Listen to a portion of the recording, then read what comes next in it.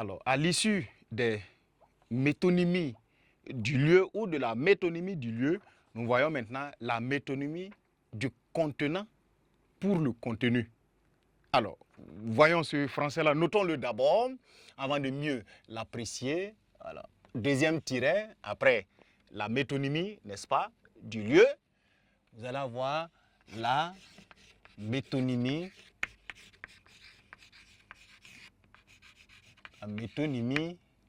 du contenant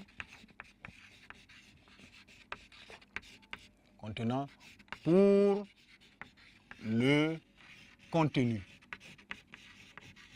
Alors, c'est clair, c'est du français. Pour l'appréhender mieux, c'est-à-dire, on va passer par métonymie, par le contenant, mais pour parler en réalité du contenu. Autrement dit, cette métonymie se passe comment? On désigne une réalité, une chose, n'est-ce pas, à travers le nom de son contenant. Un contenant est un récipient, ce qui peut contenir. Mais on vise le contenu qui est dedans. On ne dit pas le nom du contenu, mais on va dire le nom du contenant. C'est une figure de style en ce moment. Et ça se matérialise dans des expressions telles que, n'est-ce pas, prendre un pot. Vous voyez? Donc, je vais mettre un exemple. Prendre un pot.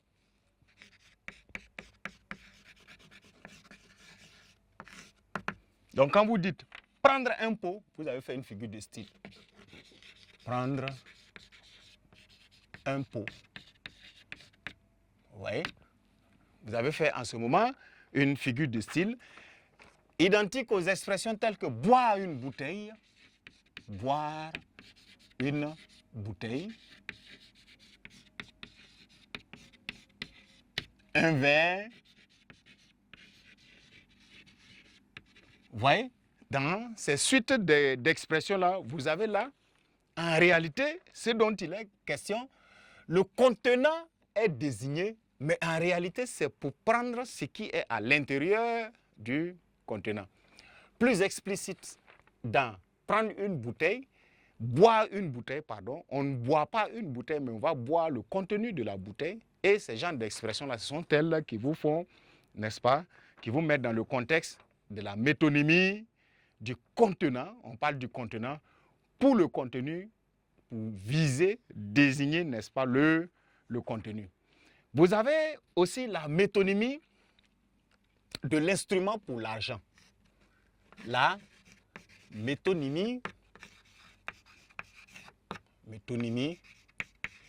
de l'instrument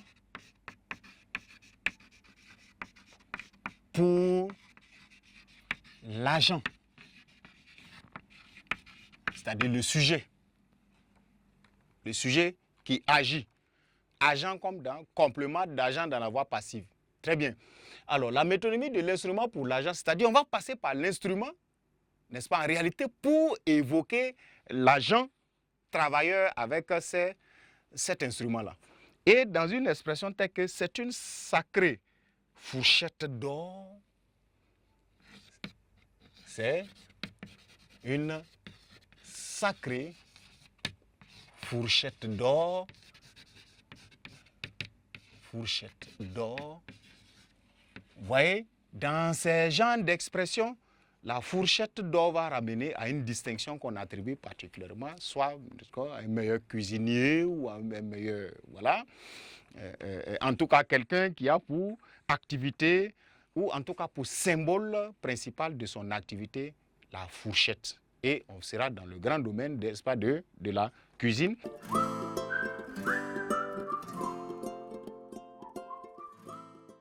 Mais en plus de ça, un ciseau d'or, vous dites, un ciseau d'or, voilà. Alors, c'est une expression dite ainsi, on parle de la paire de ciseaux, n'est-ce pas? Un ciseau d'or, on va le dire ainsi. Vous allez vous rendre compte que cette expression, elle était un peu vulgaire à un moment donné. C'est la distinction qu'on donne, vous voyez, à un champion, ou en tout cas le gagnant d'un concours d'art capillaire. C'est-à-dire les coiffeurs ont pris le ciseau comme étant un symbole.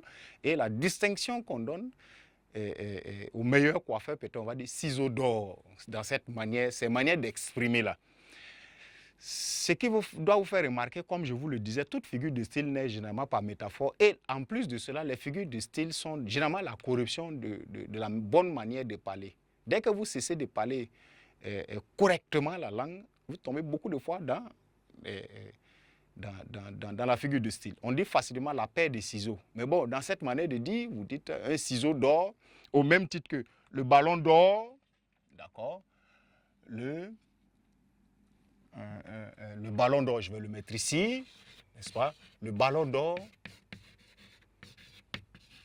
2024.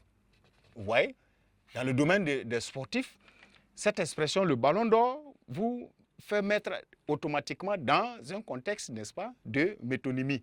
Mais c'est de quelqu'un qu'on parle. Son objet de travail principal, l'instrument de travail principal qu'il a, c'est un ballon. Donc, la distinction tombe sur son instrument de travail, mais c'est pour parler de lui-même, l'agent du travail.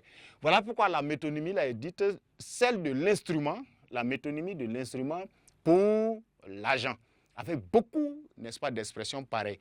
Au Burkina Faso, vous allez prendre, par exemple, il y a plusieurs prix, le Koundé d'or, le Yénéga d'or, le Marley d'or. Vous voyez, ces genres d'expressions, n'est-ce pas, sont simplement de la métonymie que les gens font sans justement se rendre compte, ou beaucoup le font, n'est-ce pas, à connaissance de cause également aussi. Vous avez plein de métaphores, plein de métonymies pareilles, et peut-être pour une dernière, nous allons voir la métonymie parfois de la matière, alors pour l'objet qui en est fait. C'est-à-dire la métonymie,